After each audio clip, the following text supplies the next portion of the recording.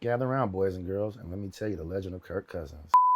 Mo Point game official with the bird bath checking in after week 9. The Falcons played a full and complete game, probably for the first time. We actually limited a lot of our penalties, stayed more focused. We recovered the onside kick at the end of the game. We pretty much had control of that game the whole time. We got a little bit lax toward the end. The score wasn't quite as close as it would say that it was, because we allowed them to just kind of eat up clock and come back at the end. And there were some points where we could have iced everything, put them away a little bit sooner. So I would have liked to have seen that. But we came out and we were more aggressive and more physical. A large reason is because we were 30 of 54 plays rushing. 6 of the first 11 plays went to Bijan Robinson. And out of those 6 plays, 5 of them were rushing attempts. We got really, really creative with Bijan this week, especially after Drake went down. Put him all over the field, put him out there at wide receiver, just let him be as dangerous as possible. 27 touches. And he rewarded us handsomely. Bijan gave us 145 total yards.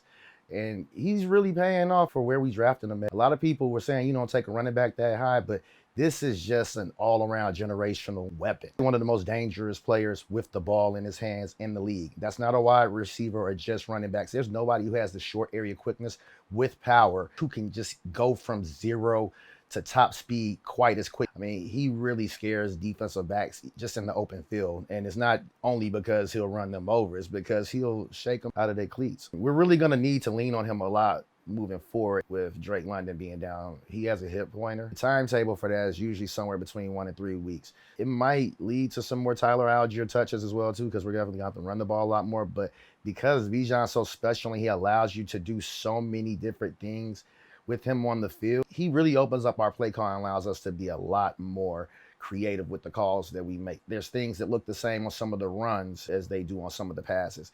And because Bijan can do both of those things, it really legitimately sells it to the defense. The offensive line, man, really got to take their hat off. A really high win rate on a lot of their runs this week. It makes it a lot easier for their pass blocking. He played a lot more with the play action as well, too. That's really where Kirk Cousins' strengths are. Zach Robinson playing a lot more to his player strengths. Even this game and over the last couple of weeks with Drake London before he got hurt, we had been putting him a lot more in the slot. What I would love to see us do is try to spread teams out a lot more, even to 4 wides, and having Drake London and both Kyle Pitts in the slot. Getting those guys out in space with the length that they have, 6'4", 6'6", it makes you a much more effective blocker where you just have to get in the person's way as opposed to when you're like close on the line of scrimmage. It's going to be interesting to see what they do this week with Drake London being out. Darnell Mooney really stepped it up for us big time. I'm curious to see what he's going to do moving forward once teams are really game planning for him as the #1 receiver in the offense. Now, a huge part of why the defense was so good this week is because we were much more of an attack unit. We played a lot more to our team's strengths. Our linebackers aren't as good at shedding blocks. We move those guys around a lot so they don't have to sit back and catch blocks. We disguised our front 7 a lot of times with simulated pressure, faking blitzes, and mixing that up with actually blitzing and actually making the linemen and the offense react a lot more to our linebackers so that they don't have to actually cover in space as much. It paid dividends for us because Caden Ellis, he had a really great game. He was making tackles in the backfield. They moved him around in the formation, made the offense really guess where he was coming from. The defensive line and the edge guys were able to get a lot more pressure because we stunted with those guys and played games and twisted with those guys a lot more. Players make plays, but our guys may not be as good with having great power moves or great finesse rush moves. So stunning with those guys, it puts pressure on them. Your inside slower guys go from, blocking somebody like Grady, and now they're blocking somebody like Ebiketie, playing mixed matches with the offensive lineman skill sets are out there. And that makes it a little bit tougher for them as well, too. And that paid off for us tremendously. Some people might say that, oh, your guys just got to beat a guy. But some of the guys in this league who are really good with pass rush moves, they're not as good running stunts. So you got to really play to what your team's strengths are. And that's really what coaching is all about. Don't try to make your players fit the scheme. Play to what they're good at. I believe, it's going to pay out for us a lot more moving forward. 2 sacks, 8 quarterback hits, and one of the 4 deflections that we had came from Matthew Judon. We had 5 tackles for losses as well, too. So that's huge. When you're playing on the team's opposite line of scrimmage, the 3 biggest things that you want are interceptions or turnovers, tackles for losses, and sacks. Sacks aren't quite as important as pressures. And the reason I say that is because the Giants lead the league in sacks right now.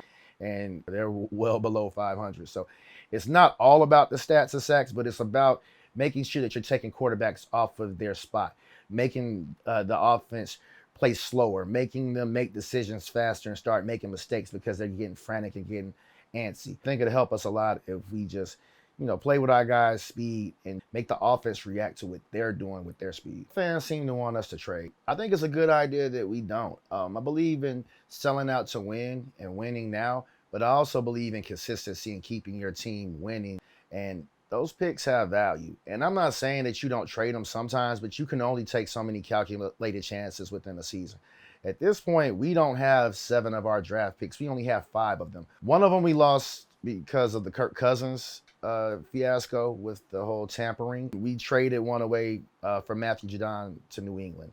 And that hadn't necessarily paid out for us. Guys like Grady Jarrett, Devontae Freeman, Tevin Coleman, Devondre Campbell, those guys were drafted in the rounds between 3 and 5. But I've seen fans say that we should have traded for Zadarius. I don't think that would have been a great idea for us to go, even though it was a 5th round pick or even a 4th round pick. What if that doesn't pan out for us and work the way that we want? Then you guys would be talking about how Terry messed up. You're already complaining about Matthew Judon not panning out right now, and he's 32 years old. You get a guy like that, you're not going to necessarily re-sign him next year. So you're just kind of giving away a pick and hoping and swinging for the fences right now with that pass rush. And then if we traded for Azeez, for example, he only gives you like 8 sacks this year. You gonna pay him a big contract next year? I don't think it's worth that. Last but not least, I want to dedicate this to a lot of the Atlanta fans. You guys are some of the most miserable people sometimes, man. Don't be so used to losing that you expect the worst. I've heard a lot of people complaining about what Terry hadn't done so far. And I think Terry's been doing a really good job. They didn't like the Bijan pick, and they were complaining about Kirk Cousins before those guys even hit the field. But look at us now. I don't think we'd be in first place if we didn't have Bijan and Cousins out there doing their thing. We wouldn't have Drake London and Kyle Pitts making plays. We wouldn't have Darnell Mooney doing his thing if he had a mediocre quarterback out there again. You got to be able to run the ball in this league, and you got to have a quarterback who can make plays when you call his number. If we had Jalen Carter right now instead of Bijan Robinson, and Tyler Algier was our running back, and Drake London went down, I don't see us winning. I don't see us winning that game. I don't think we'd be where we were at right now if Jalen Carter was on our team and we had Tyler Algier as our running back. No disrespect to Tyler, because he's a phenomenal running back, but there's being good and there's being like God tier, S tier. Guys who do things that other people can't do. The Saquons of the world, the Bijans of the world, or like the Christian McCaffreys of the world. But the Terry Fontenot hate has to stop at this point. You guys got to relax a little bit. Don't be scared to enjoy your team being good and rooting for them and expecting them to win. I think we have a really good team this year. We've really been focused. And we're moving on to the Saints in week 10. Point Game official, Simo, Bird Bath checking out. Peace.